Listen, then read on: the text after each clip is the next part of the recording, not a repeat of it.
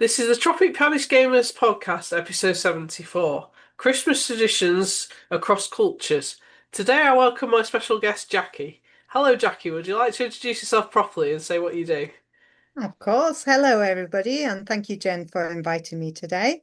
So, I'm Jackie. I am a holistic therapist and wellbeing mentor, as well as a preschool manager. And I live on the beautiful Isle of Anglesey. I'm originally from Germany and yeah, brought up bilingual. But yeah, that's me. I love doing anything craft related. I'm a best-selling author. Um, yeah, that's me really what I do. A bit of everything. Yeah, a bit like me. Cool. So, you say you were German born. So that's the Yeah. direction we're kind of going with this, because I'm interested to know about what your German traditions were. Right. So for Germany, our tradition is a little bit different compared to the UK. And I remember when I first moved to the UK, it was a bit of a shock to the system to me how it's changed. So in Germany, we actually celebrate Christmas on Christmas Eve. So we start there with it's all a bit more relaxing. So not like where in the UK the shops are open till like 4, 5 o'clock at night or six, I think it is lately. The shops basically close at lunchtime, 12 o'clock, and everybody goes home. And then we have in the afternoons, our tradition, what it is that we often go to church in the afternoon, but for the children's ceremony. So it's basically where the children can come in and sometimes they do a small nativity, they sing songs for us. So it's all really, really lovely laid out. And then obviously you talk to families and friends. And then we go back to our home. Now, when I was little, I remember it sounds cruel, but it wasn't cruel. I understand why they did it, is we get locked into our bedrooms, believe it or not.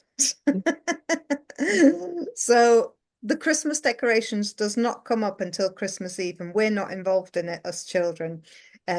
So basically, it's Father Christmas and the angels decorating the house, getting it ready for Christmas Eve. While they are doing that, obviously, from my side of the family, I was on my own in my room, and then my brothers were in their room. So we had to keep ourselves occupied, and we weren't allowed to go into the living room.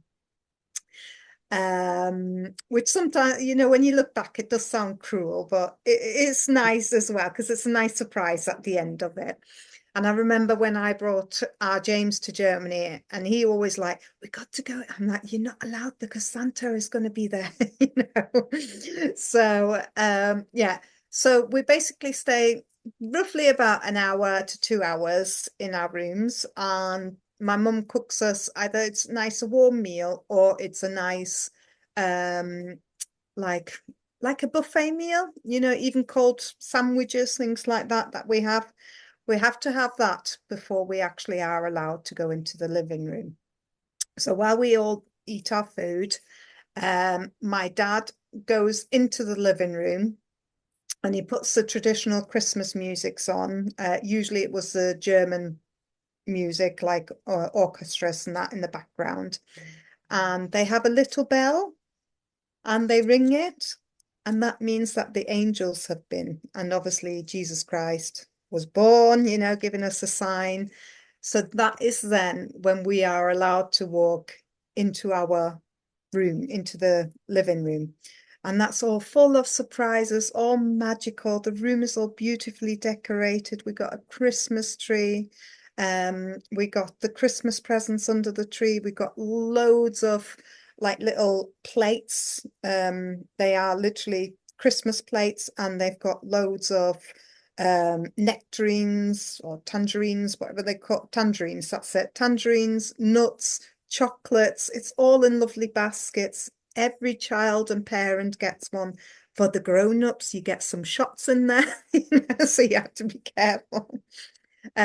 So yeah, that is our lovely Christmas Eve tradition. So we always open it on Christmas Eve, our presents, around about 6, 7 o'clock in the evening. And then Christmas Day, it's literally you play with your toys, whatever you've got, you keep yourself occupied. And then for lunchtime, you go to, like, for us, it was my grandma and granddad then, where we had our aunties and uncles. So the whole family gets together. And we have then more Christmas presents, obviously, play board games, where some cheating usually goes on. You just have fun and games with everybody, smile and laughters. And I actually remember the Christmas trees back now. Now, obviously, they are more Christmas lights, but we used to have actual real candles on our Christmas tree. Hmm. You wouldn't dare to have them now, would you? No. Be quite dangerous. But I do actually remember my grandma and granddad always lighting the candles on their Christmas trees. But yeah, but believe it or not, even though I'm used to having a Christmas tree every year in my childhood, I'm actually allergic to it now. So now Oh, when I go over, I remember last year for New Year's Eve, we went over to my auntie's house. And I thought it was the food that we were having, and I was getting all bunged up and getting an allergic reaction. I was sat right next to a real Christmas tree. And I clicked on that. Oh yeah, I'm allergic to Christmas tree to pines. So I'll remember for this year because we're going over again this year. So I've brought all my antihistamines ready got for to be it. But yeah, prepared. yeah, prepared for it. But that's what I love about the German tradition, is the Christmas Eve, the church, the children, how they get involved in it, the excitement for it. There's proper build up to opening up your presents. And then Christmas Day, as we said, with long extended family, and then Boxing Day. I know here over here in the UK, obviously you've got Boxing Day sales. In Germany, everything's still closed. I think it's in Europe as well, where everything's still closed. So we usually go out for a main meal somewhere else, like usually it's a Chinese or something like that that we go for. Um, and just enjoy family time still, make the most of it of what we got. So yeah, when I came to the UK, it was a big shock to me because I was Well, like, yeah. As my family goes, we basically did similar but offset it by a day. So Christmas Day was your Christmas Eve, Boxing Day was your Christmas Day.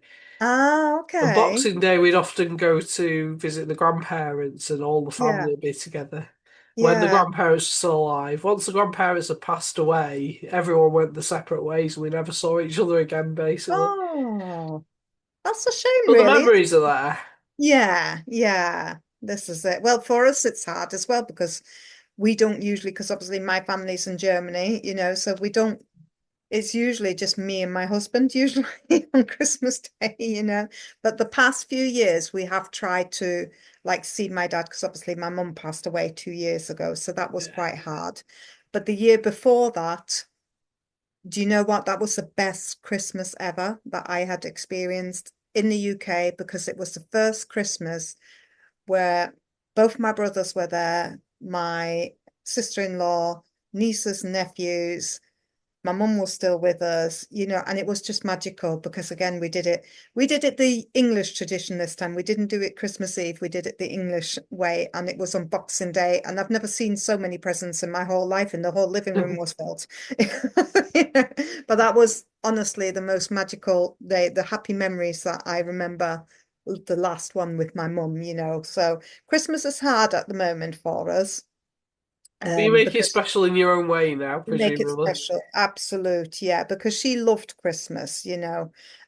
So we want to keep that going, keep that spirit alive as best as we can. So yeah, yeah. Yeah, so what have you made that's a new have you made any new tradition since being in the UK to celebrate Christmas? Um, I think because we said regards Christmas Eve, what we tend to do is we open at least one present on Christmas Eve. just to try and, keep that steady We because used to it's do like, well, that. it is Christmas Eve. Well, surely we're okay opening one Christmas presents, which we always do. And it's usually, something comfy like socks or, new Yeah. pajamas or something like that. Um, so that is what we would usually what just keep at it as same as the finger food buffet type. We tend to do that, carry on with that on Christmas Eve, just to make it a bit more tradition for us, stay on top of that. Okay, off-topic question. What's your favourite part of a buffet at Christmas? Ooh, good question. I think it depends what it is, but it's usually we have a lot of finger food. So like mini pizzas, mini quiches, something like that. But when I'm in Germany, um, it has to be bratwurst. Stick with the tradition. It has to be the bratwurst. I love a good bratwurst on a bun, it's just gorgeous. Yeah. And for those who aren't German, what is a bratwurst? A bratwurst is the German sausage. So it's a nice big sausage that you probably see them in a lot of Christmas Christmas markets, I saw markets. 'em, yeah. Yeah. So you either get the bratwurst or you get the bockwurst. Bockwurst is a bit more, they're both very chunky, but bockwurst is more like a hot dog, Okay, whereas bratwurst is similar to a sausage, just the thicker version. I see. I've learned Yeah. something new today then. I saw them at the Christmas markets the other week because I went to the Birmingham Christmas markets a few weeks ago. They're massive Yeah, there, and it was yeah. like every other stall was bratwurst stalls. Oh, yes. But they're not very gluten free, so I've never been able to try one of them. But they Oh, sound delicious. they are very nice. I didn't realize they weren't gluten free. I thought they might have Well, been. because they're served in bread, I didn't dare ask because it was so busy, Yeah, and I didn't you want to draw can have attention to them. myself. You can have it though without bread. And the German tradition, how they do it is that it does get chopped up. So you have it in like a plastic, not a plastic, but a cardboard small I'll have to box. try that next time I go to a Christmas Yeah. market then. And you can have it as a curry roast as well. So but if you like curry sauce, then they put curry sauce on there as well, or just whatever sauces you like. But Oh, yeah, my Derry would like that yeah, then. yeah, that's very nice as well. So you can definitely recommend that if you want to try the bratwurst. Fair enough. So, have you been to any Christmas markets this year? I haven't, no, I haven't had the Do chance. you, do you usually go to a Christmas market? We usually tend to go to the Manchester one. That always used to be our tradition to go to the Manchester Christmas market. Reason being is because I do love the mulled wine. We say Glühwein in German. And I love that each year you get a little cup with the year of it, and every year is different. It writes the year on, and whatever Christmas market you are on, So I've got quite a few of my hometown ones, same as my mum's collection I've just seen last week. She's got quite a few of our hometown ones, and then I've got a few collection from Manchester as well. It's just a lovely tradition to keep going every year. It may be a little bit expensive, but I just love the taste of it and I love it for the cup as well. And just being in that Christmas spirit. I've never actually been to the Manchester ones, despite being from Manchester. Oh, I it's go to very, the Chester ones yeah, sometimes. And I've yeah. been I've to been to the Birmingham one Chester one. once. Mm. Yeah. Liverpool I've been to as well. Liverpool is a nice one. But one of my biggest, not dreams, but one that I really, really would love to go to is the London one. I'd love to experience the London Christmas market, the Winter Wonderland. It looks so magical because I love Christmas as well. So I'd love to go one year to there and Maybe make a experience. plan for next year then. Absolute, absolute. Or even New York, but I know New York can be quite Be even expensive. busier. But yeah, London's expensive, busy though. busier, and yeah. cold. Yeah, so Christmas markets are really where the vibes come, and obviously my Christmas concert, I hope to give people the vibes as well for feeling in the festive spirit. Now, are Well, you your ready last for one did. Christmas this year? Um, I wouldn't say I'm ready. I'm getting there slowly.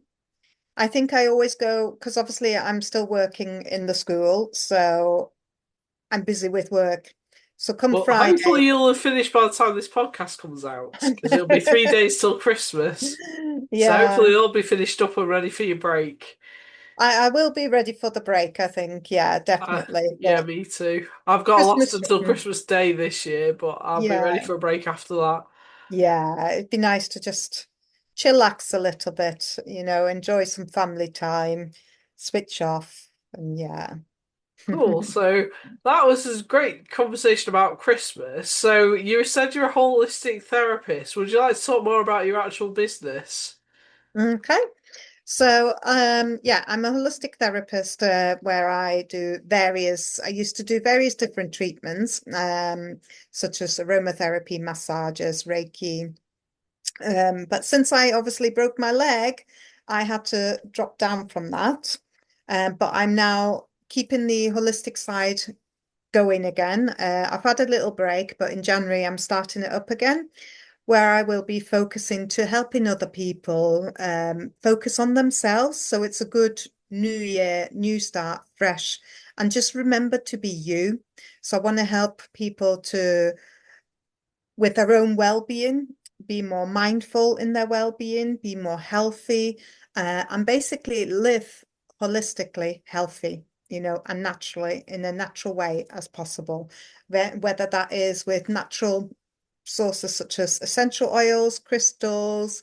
I do a lot of work with the moon as well, or whether it is through Reiki healing, so distance Reiki, journal prompts. So that's the side of things that I work with, and I love helping people because I remember when I did work in my clinic, it just was so amazing and such a buzz to see the happy faces on the people and to know that you've done some good for somebody. That makes me happy, and I want to share that experience as well. And since I've started, obviously, with the surgical menopause, I'm obviously trial and error with certain products in that sense, trying to do it naturally as best as I can. So with that, I want to also share my experience and help other women who are on the surgical, premenopausal, or in the menopause as well, so that we can work together as a team.